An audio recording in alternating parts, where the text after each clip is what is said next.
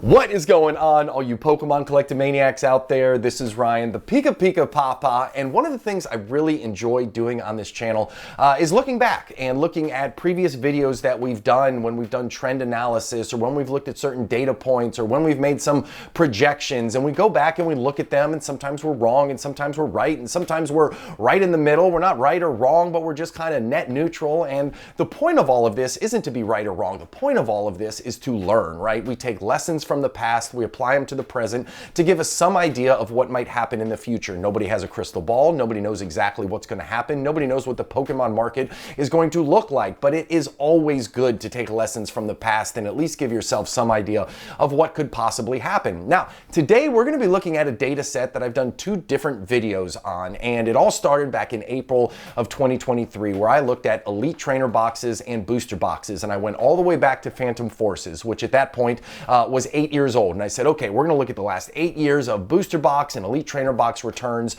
and we're going to annualize it, and we're going to use it as a comparison. So we're going to see the rate of return for Elite Trainer boxes versus the rate of return for booster boxes, and then we're going to talk about it, right? And that's what we did, and that's what we're going to do today. We're going to talk about it and how it's changed and what the landscape looks like now. And obviously, booster box and Elite Trainer box production today is very different than what it was back then, so you can't really compare it, but it can give us some ideas directionally about how current products might possibly perform in the future. So it's going to be a ton of fun. Again, I'm not going to tell you what to buy or what not to buy. I think all of us can agree that the Pokemon market today is fundamentally different than it was 10 years ago, because the first video that I did, Phantom Forces, was 8 years old, but guess what? That was 2 years ago. So now Phantom Forces is 10 years old. So we're going to be looking at Elite Trainer box and booster box returns over the last 10 years. Now, I did do a refresh of this about 7 months ago in March of this year, and what I had thought would happen was I thought that the Elite Trainer boxes were the winner the first time I did this video. Elite Trainer boxes had a much higher rate of return for Sun and Moon and XY era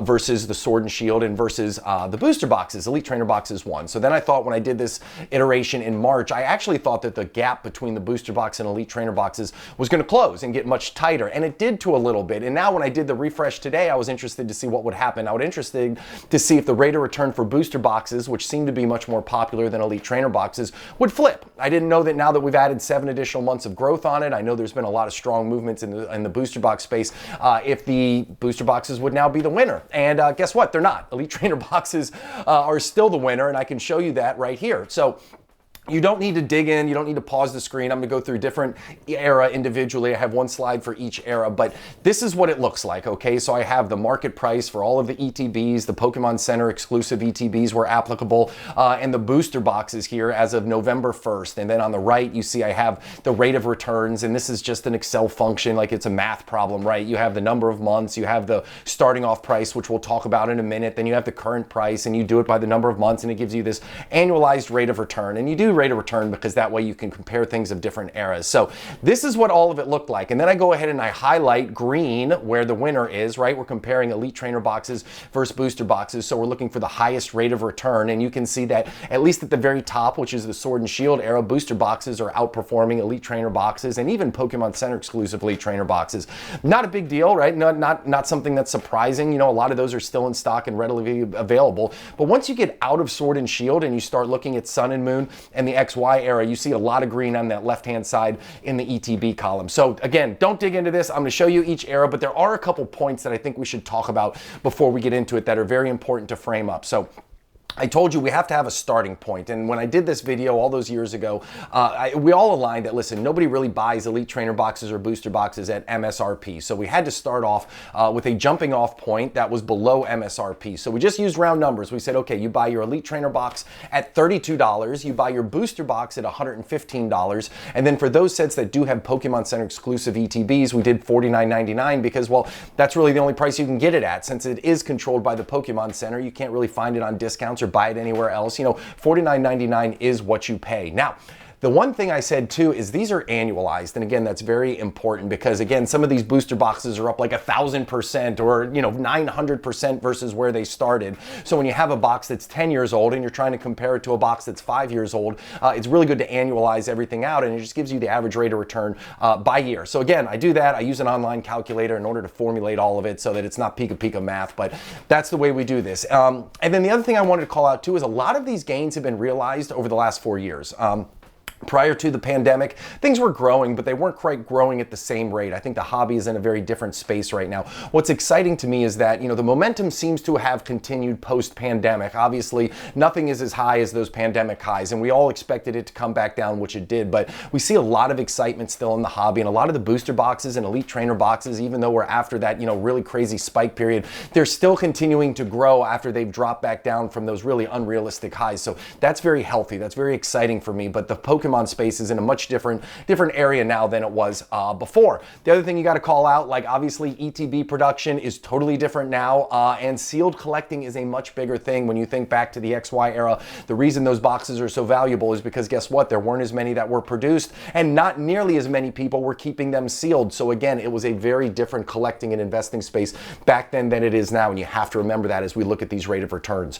The other thing I like to call out, having something that is rare is good, but listen, demand is king. You can have the rarest thing in the world, but guess what? If nobody wants it, it's not going to be worth anything. So when we're thinking about these products and when we're thinking about current products, which could possibly give us, I don't know, not the same returns. I don't expect the same returns, but give us the opportunity to outperform. I have to think about future demand. Like what can we possibly buy now that will have strong future demand in the future? And again, we already talked about the supply of older ETBs, but guess what? Older ETBs were in short supply, but guess what? Older booster boxes are also in short supply. Again, as I said, I think the whole sealed collecting thing is relatively new-ish compared to where it was maybe 5 or 6 years ago.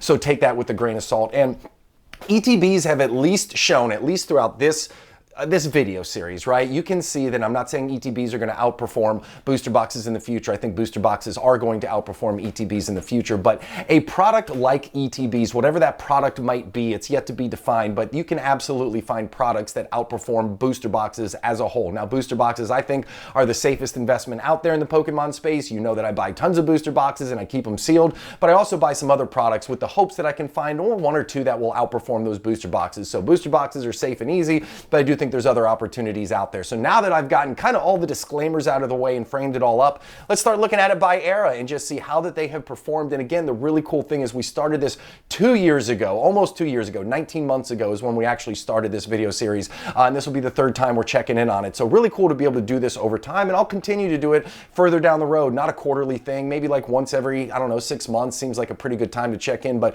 really awesome to see how these have been moving. Now, we'll start with the XY era, and XY Evolutions is the one set where booster boxes have outperformed from a rate of return perspective the elite trainer boxes. But listen, those elite trainer boxes were printed absolutely into the ground, and even then you are still splitting hairs. You have a 26% rate of return for those ETVs versus a 28% rate of return, annualized rate of return for those booster boxes. So still really tight, but booster boxes take the win there.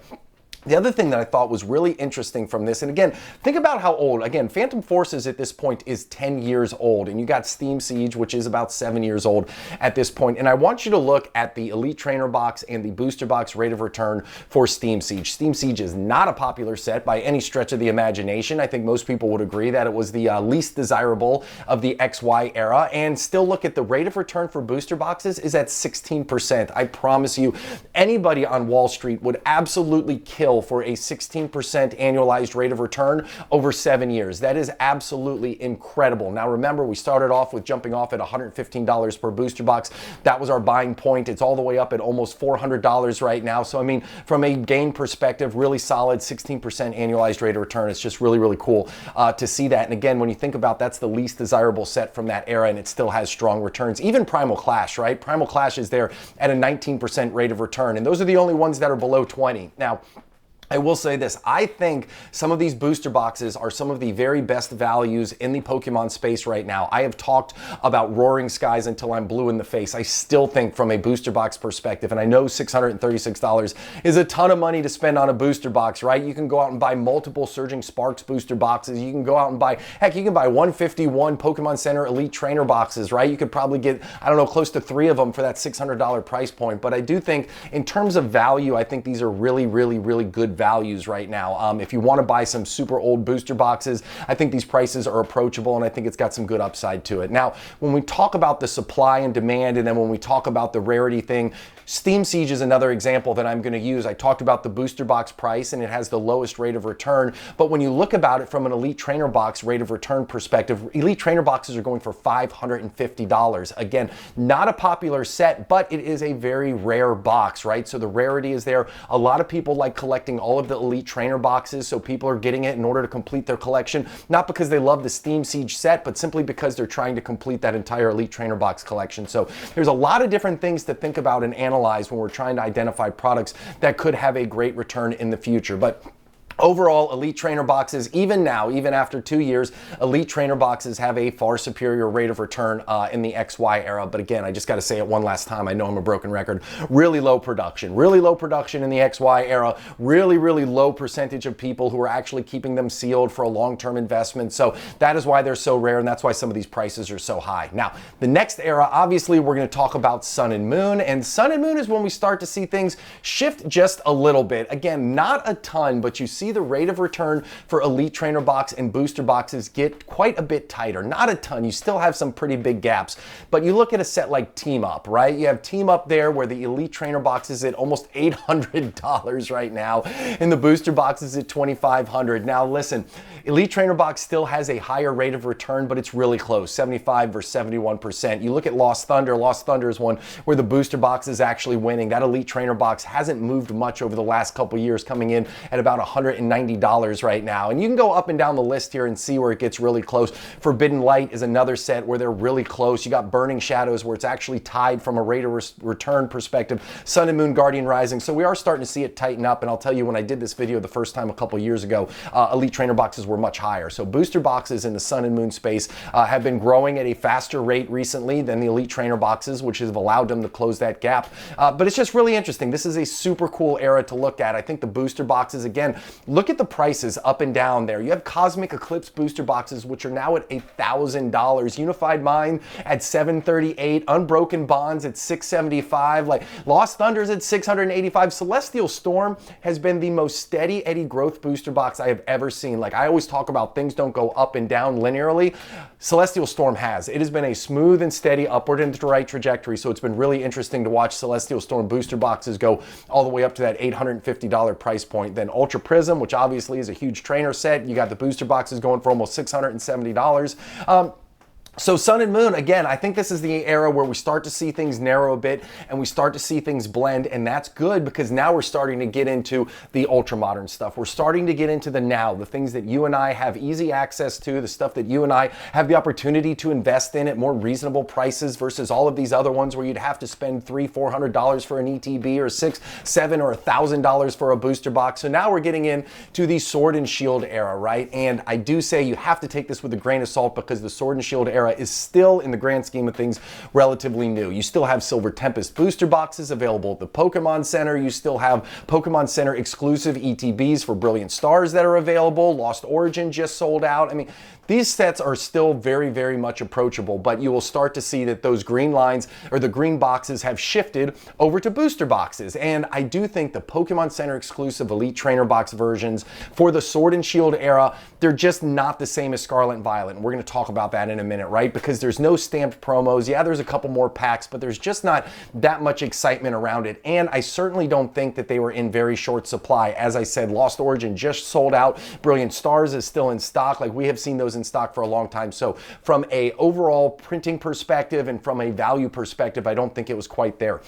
And now this is the era too, where Elite Trainer boxes are all over the place. I mean, my God, they printed Elite Trainer boxes into the ground pretty much for every single set. So I think there's gonna be some rate of return for Elite Trainer boxes. Sealed product in the Pokemon space just grows. It's just what it does. But I don't know if that's gonna be anywhere near, actually, let me rephrase that. I know for a fact it's gonna be nowhere near the rate of return that we've seen in any previous Elite Trainer boxes. It's just the supply is much higher, the demand's not nearly there. So I don't expect that. I fully expect for Sword and Shield that we're going to see these booster boxes be the main growth driver, at least in terms of rate of return in the long run. So again, no surprise to anybody. I think that's a really safe call out. But I do think it's interesting to start talking about Pokemon Center exclusive Elite Trainer boxes here in the Scarlet and Violet era. And that was kind of what I wanted to do with this video, is I wanted to talk about, okay, we've seen what Elite Trainer boxes have done in the past when they are in lower supply, higher demand. Like, we've seen what they can do when they have this kind of unique dynamic to them. And I do think the Pokemon Center exclusive Elite Trainer boxes in the Scarlet and Violet era have an opportunity to outperform, and you see this. I mean, they are selling out. Now, there are still some that are in stock, and that's kind of given me a little bit of a pause, but you got Paldea Evolved, which is sold out and has been sold out. You got Obsidian Flames, which is sold out and has been sold out, and as I'm shooting this, Surging Sparks is just about to drop, and it is sold out. I do expect that to come back in, but the fact that it is sold out before it officially launched, like, that just goes to show you a lot of people are interested in that. Now, you do have Twilight Masquerade, which is still in stock, which is a little surprising because Twilight Masquerade is a wildly popular set with that Greninja at the very top. And then you got Stellar Crown, which again, not a lot of people are fired up about, so I'm not surprised to see that still in stock. And Shrouded Fables especially, listen, Shrouded Fables is not a great set. I don't know what else to say about it, but when I'm thinking about the rate of return that I saw over those Elite Trainer boxes over all of those years, and how, you know, the rarer ones were able to outperform booster boxes, and then in the Sword and Shield era where they're not really rarer and you see booster boxes kind of take the lead, I think that these Pokemon Center exclusive Elite Trainer boxes, if the rarity continues, if they continue to be in somewhat of a limited supply, I do think further down the road they're going to have the opportunity to be really good performers. Now, will they outperform booster boxes? Who knows? You might have a 1 and a 1A. They might both do really, really well in the long run, but I do think that this, when you're trying to think of something like, hey, I want my booster boxes for safety, but if I want to kind of go a little bit outside of the safety net and I want to look at some really cool products that might give me some outsized returns, I do think Pokemon Center exclusive Elite Trainer boxes with the stamp promos, the extra packs, the awesome artwork like you see on the 3 on the top, I think it's going to be a really compelling product, and I think it's going to be really exciting to watch over the long run. So that's it. A really cool data dive, and I think this was a ton of fun, and again, I'll do it again in 6 months, but I hope you enjoyed the video. I hope you liked the content. Drop the comments down below. Give me a thumbs up if you had fun. And as always, hey, if you haven't hit the subscribe button yet and you want to see more data-driven content, we do it all the time, so hit that subscribe button. Thank you so much. Hope you have an epic one. Talk to you soon, everybody. Bye.